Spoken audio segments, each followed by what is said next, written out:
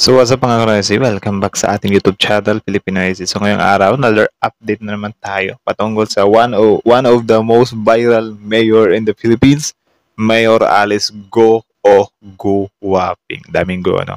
So this video is from Rima Davia. So meron to pamagat na Go Waping bistado na mga record at picture noong nag-aaral sa QC inilabas ng mga classmate niya. Diyos ko po. Binuko ng classmate, men. Ano na naman yan? So, yan yung panonood natin. It's been a while since gumawa tayo ng mga reaction about Mayor Alice Gono kasi yun, parang humina yung ano niya yung mga updates niya or parang natatabunan na naman siya ng mga nangyayari ngayon sa China or yung sa mga nangyayari sa mga Duterte or whatsoever. So, yun, balik na naman tayo. Panoorin naman natin to. Again, Rima Davia. So, supportahan nyo yan. Also, kung gusto nyo ng mga ganito reaction video may kasama kayo manood, huwag nyo na rin kalimutan supportahan yung YouTube channel natin Pilipinas. So, hindi na natin patatagalin pa. Simulan na natin. Baka gawin pa ng China. Again, ang title ng video ito, Go Waping bistado na mga record at picture nung nag-aaral sa QC inalabas ng mga classmate niya. So, Rima Davia, Filipino Easy. So, like, comment, share, subscribe. Start. I want to be educated on the process because as we go along, kami ni Ulit. I just want to be educated on the process because as we go along, kami ni Senator Risa, we get a lot of tips and information, no? Especially when the real identity of Alice Go came out, no? Si Go Waping. Kaya mayroong mga tips na lumabas sa amin at papakita ko ito para makatulong din sa inyo. Apparently, si Go Waping or si Alice Go hindi lumaki sa farm. Nako. Hindi rin siya homeschooled. Nag-aral ho siya. And I'll show you the proof. No, dahil nga lumabas sa hearing yung totoong pangalan niya, nag-aral siya sa parehas kong school, sa Grace Christian High School. Ulo. Grabe, schoolmate pala siya ni Senator Win. Tingnan natin, hindi ko mabasa. Wala na. Dead end naman.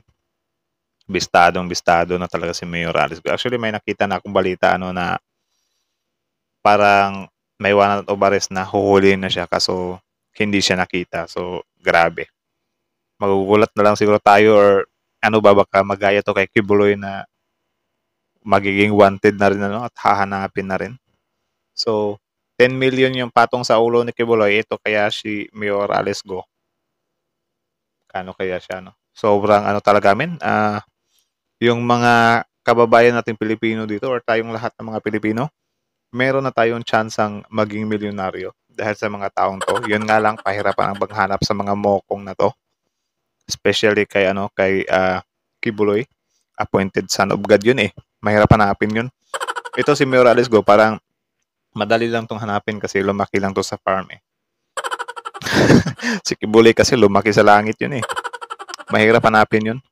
So, ito si Mayor Alice Go, kung 5M yung patong sa ulo niya or yung reward, goods na yun. Mayor Alice Go na lang. Huwag na si Kibuloy. So, kung na tayo doon. Grades 1, 2, and 3. Year 2000 to 2003. No? So, hindi siya homeschool ni Rubilin. Nag-aral ho talaga ho siya. Boom. No? And nung natatandaan ko, sa school ho namin walang farm ho doon. Puro building ho. No? Binanatan . Maraming mga Pilipino ang nagulat sa ibinunyag ni Senador Gatchalian sa nakaraang hearing ng Senado tungkol sa totoong pagkatao ni dating Bamban Mayor Alice Go. Na ito palang si Alice Go ay hindi totoong nag-homeschool sa kanilang farm. Siya pala ay nag-aral sa isang eskwelahan sa may Quezon City, kung saan dati ring nag-aral si Senador Gatchalian ng elementarya sa eskwelahan ng Grace Christian High School. Dahil sa pagkabulgar ng totoong pangalan at taon kung kailangan siya nag-aral sa Grace Christian High School, may isang dating classmate si Go Waping na naglabas ng kabilang class picture kung saan makikita doon ang grade 1 at batang-bata pa na si Go Waping. Senator Win, kayo po pa rin naging mag-schoolmate ni Mayor Go? Tama ba? Oo nga, the same school kami. Obviously, hindi kami the same batch. Mas matanda ako.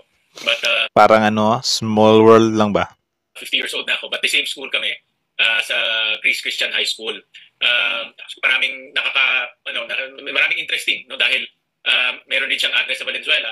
At ina-allege niya na lumaki rin siya o tumira siya sa Valenzuela.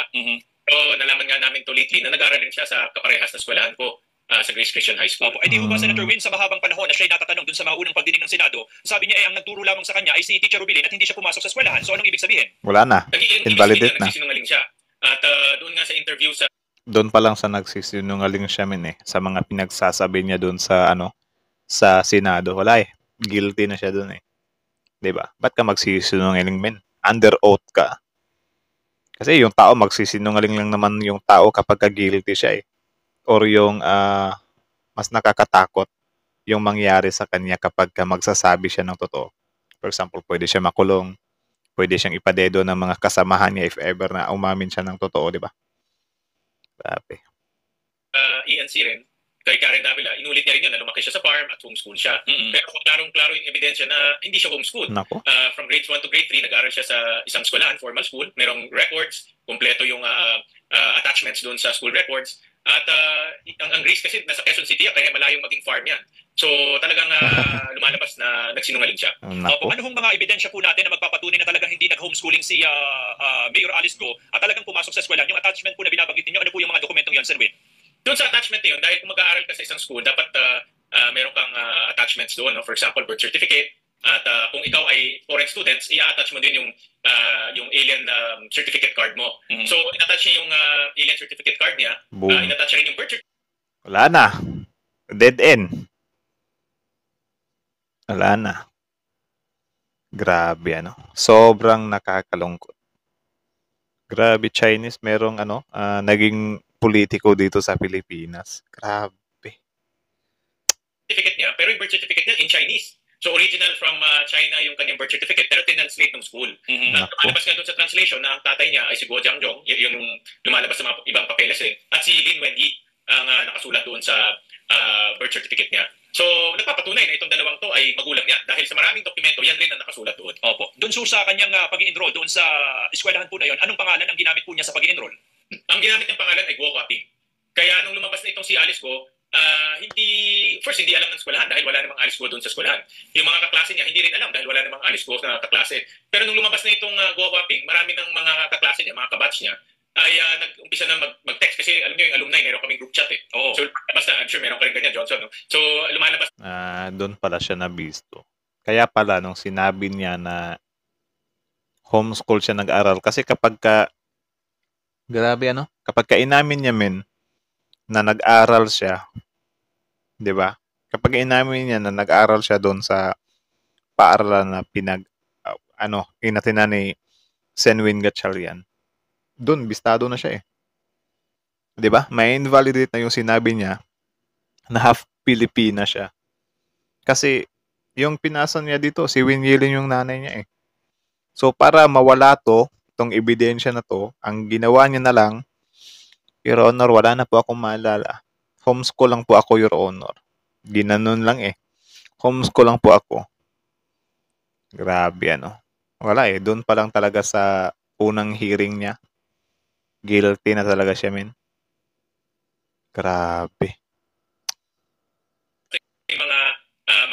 mga chismis, mga kwento na may posibilidad na doon siya nag-aral. Kaya nag-investigate pa kami further at yun na nga, lumabas sa dokumento na doon siya nag-aral ng grades 1 to 3. So kung baga Sir Win ay nagkakatanungan siyempre ang mga naging estudyante na isang eskwelahan, kung may group chat man yan, meron bang nagkukumpirma na halimbawa ay batchmate man lamang ni Mayor Go na talagang doon nga nang galing sa eskwelahan na yon? Si Mayor Go? Actually meron, no? Meron nag-umpisa yan sa Guo Huaping. May mga estudyante na nagsabi meron silang kaklaseng Guo Huaping. May mga picture pa nga na pinadala eh. Ganun? May mga picture syempre tayo, di ba? Nung bata tayo, may tayong class picture, may tayong picture. So, pinadala nila yun dun sa aming group chat. Kaya, Guwaping talaga. Well, ang itatitle muna natin sa mga video natin is Mayor Alice Go kasi doon siya nakilala eh. Yung keyword kasi, di natin makikita yun kapag guwaping agad. So, yeah. isa kami magtanong-tanong. At lumabas nga, kinonfirm ng eskwelahan na si Guo Huaping ay doon nag-aral. At alam naman si Guo Huaping at si Alice Go isang tao yan. No? Kanina sa hearing, kinonfirm yan ng NBI ulit na isang tao lang si Guo Huaping at si Alice Guo. Opo. Ay, Sir Win, anong pakiramdam po ninyo na hindi ho kayo sinisipot sa inyong pag-iimbeta doon sa inyong resource person sa Senado? Wala na yan. Ang feeling ko, binabastos kami. At ang feeling ko ay binabaliwala niya ang Senado at yung investigasyon na isinasagawa ng Senado. At ito ay proseso at kabahagi ito ng ating sistema. At kaya Di nahaharap talaga yan. Guilty na eh. nag-issue na ng contempt ang committee at susunod yan yung arrest order na i-issue ng Senado. Para ho yung arrest order ay umusad, ano na lang ang kulang, Sir Win? Actually, ang kulang na lang yung contempt. By process kasi dapat ma-contempt siya. At pag na-contempt, ay mag-i-issue ang Senado ng arrest order. Meron tayong, ang Senado may sariling sergeant at arms yan. May sariling, kumbaga, enforcer. Oo, may sariling enforcers yan. I-enforce yan. Pag hindi mahanap, hihingi ng tulong sa pulis. At kanina rin, dahil nga lumabas yung contempt at yung arrest order sa susunod, pati yung Bureau of Immigration na nandoon, ay na-flag na rin siya. At yan ang gagamitin ng basis for the whole departure order. Opo. Sa ngayon ho ba, Senwin, anong information ninyo from the Bureau of Immigration? Si Go Waping ba or Mayor Alice Go ay nasa Pilipinas pa rin? Base sa information kanina sa Bureau of Immigration, nandito pa siya. At mayroon ng lookout bulletin sa kanya at wala naman nare-report na may... Kung sa Bureau of Immigration yung pagbabasihan, for sure, nandito pa talaga yan. Paano kung mag-human trafficking yan or ilulusot niya lang yung tao in a secret way? 'Di ba? Ibang route yung gagamitin nila. Pwede pa ring mawala yan dito, men. Kasi may balita nga kahapon ba yun or kanina na hinainan na nila si Mayor Alice Go, pero wala na silang nadatnan, wala silang naabutan. Baka pinick up na to ni Kibuloy. Baka lang naman galit naman Itong si Alice Go o si Go Waping o yung ganitong itsura ay nakalabas ng bansa. Dahil ngayon, biometrics na tayo eh. Diba? Kung aalis tayo ng bansa, kinukuha yung picture natin. So wala naman pang nare-report na ganyang itsurang lumalabas ng bansa. Kanina kausap po namin yung abogado, yung legal counsel ni Mayor Alice Go, si Attorney Stephen David. Ang sabi po niya, hindi nabibigyan ng due process yung kanyang kliyente. At una, masama daw ho ang pakiramdam, hindi nakadalo ho sa pagdinig ng Senado. Ang sabi ko nga, kung ang issue ho pala ay public perception, kasi parang ganun daw ho ang nangyayari, na trial by publicity ang nangyayari sa kanyang kliyente. Sabi ko, bakit hindi nyo padaluhin na lang para makasagot ng direkta doon sa tanong ng mambabatas, pero hindi ro nabibigyan ng tamang panahon na due process yung kanyang kliyente. Anong say po ninyo? Yan naman yung excuse nila trial by publicity.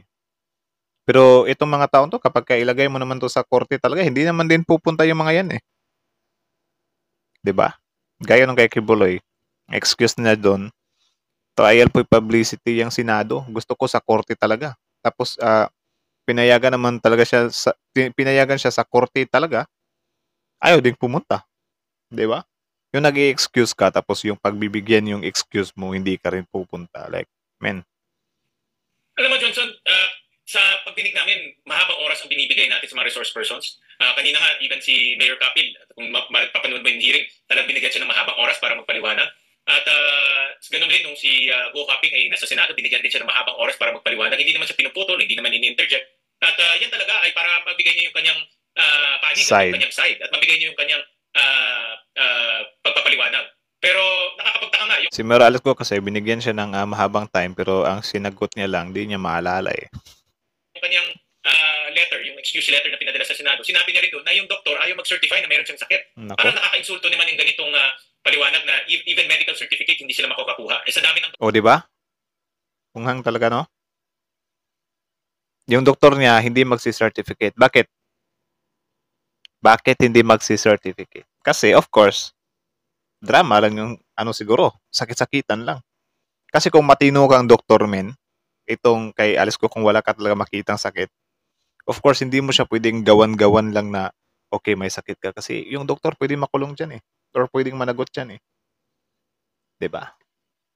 Pag-check siguro ng doktor, sabi siguro ni Alice Go, Doc, meron akong lagnat, Doc. Sabihin mo para hindi ako pupunta doon sa Senate. Tapos pag examine ng doktor, wala namang lagnat.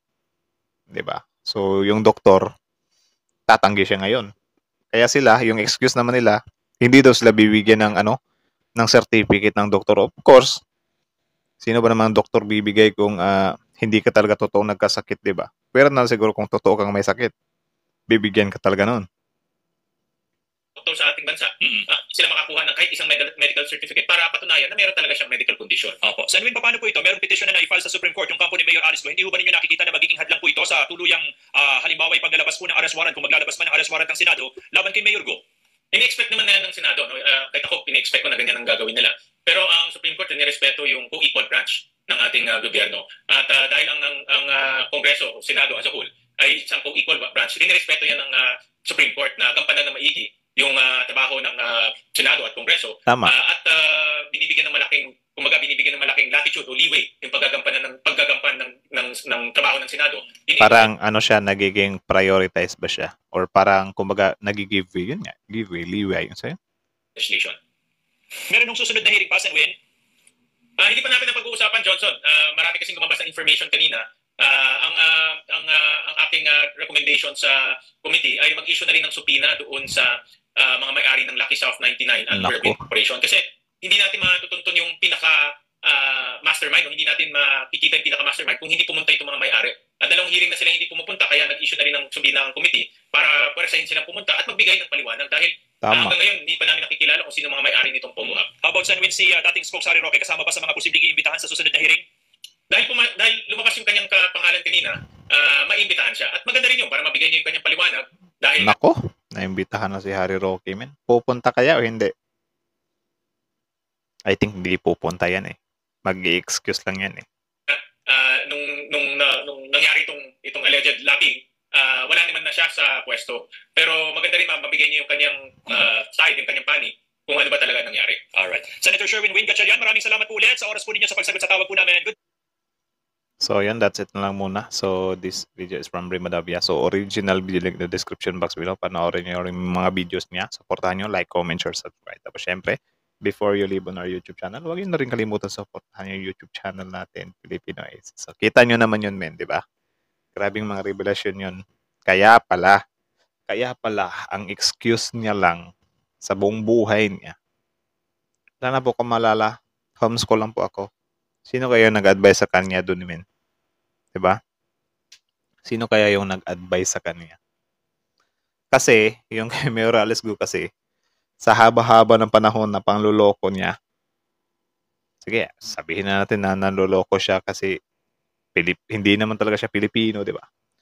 Sa haba-haba ng panahon na nag-act siya as a Pilipino, yung mga IDs, yung mga birth certificate, sobrang daming na-fabricate nila na Pilipino nga siya. Langaw talaga eh. Sobrang daming na-fabricate nila na Filipino daw siya. Diba? Of course, dun, nawala tuloy ako sa yung langaw kasi. Saan na ba ako banda? Okay, sa school. Kaya yung, yung school niya, teka lang, nawala talaga ako eh. Yung langaw kasi eh. So, kaya pala, siguro, kaya ang nangyari doon sa unang hearing na pumunta si Mayor Alice Go doon sa Senado, yun na lang yung nasagot niya. Kasi yun nga, na-short na siya sa time ba. Like for example, invited ka daw sa Senado, Alice Go, doon ka magpaliwanag. Ngayon, parang hindi niya pa napaghahandaan ba na, nako, lagot ako nito, baka malaman na pure Chinese ako. Nag-act pa naman ako sa Pilipino. Ano ba yung excuse na pwede kong gawin dyan? Kasi yung school ko nga, matitrace nila yun eh. Kasi may mga record ako sa school eh. So, ano yung unang naisip ni Mayor Alice Go? Wala, itinanggi niya na lang. Sabi na lang, homeschool po ako. Diba? Homeschool ka. Tapos nung tanungin ka kung sino yung provider mo, sino yung teacher mo, ano yung mga mga record. Wala, sinagot niya lang, homeschool lang ako. Wala lang, homeschool lang. Si Teacher Rubilin lang. Isang teacher lang from elementary to high school, college. Like, man, dang. Diba? Grabe, dun pa lang eh. Nung una pa lang eh. Masasense mo na talaga na nag-i-excuse, nagsisinungaling lang Tapos, eto na. Sa tulong ng ating mga magigiting na senador, wala, nabuko na. Dead end. Checkmate. Diba? Na-checkmate din sa wakas. Grabe. Tapos malaman-laman natin, pareha lang pala ng eskwelahan ni, Sen Gatchalian. May picture pa nga eh. Grabe, no? My goodness. Wala na to, men. Tapos ang maganda pa dito, after na for example, ma-convict na to, wala na. Isusunod na dito yung lahat ng involved. Actually, sobrang daming kinabahan dito eh, na mga involved. Ewan natin kung sino-sino yung mga involved sa admin ng Duterte, Pero sana mapiga talaga, min. Kasi hindi tayo papayag na si Mayor Alice kulang yung managot. Dapat lahat ng involved, di ba? Sobrang laking perwisyo yung pinagagagawa nila dito eh. Tapos yun nga, mas lumitaw yung rason kung bakit nag-act siya as a Pilipino. Nag-feeling Filipino siya. Yun nga, para makatakbo sa politika, at yun, mapalago yung mga pogo dito sa Pilipinas. Grabe yun, min. Sobrang laking kalapastanganan yun sa Pilipinas, min. My goodness, Mayor Alice Go. So that's it, Rimadabia, Filipino IC. Kayo, ano masasabi nyo dito? Comment down below and then let's talk about it in the comment section. So again, that's it na lang muna. Thank you so much for watching. Filipino IC is out.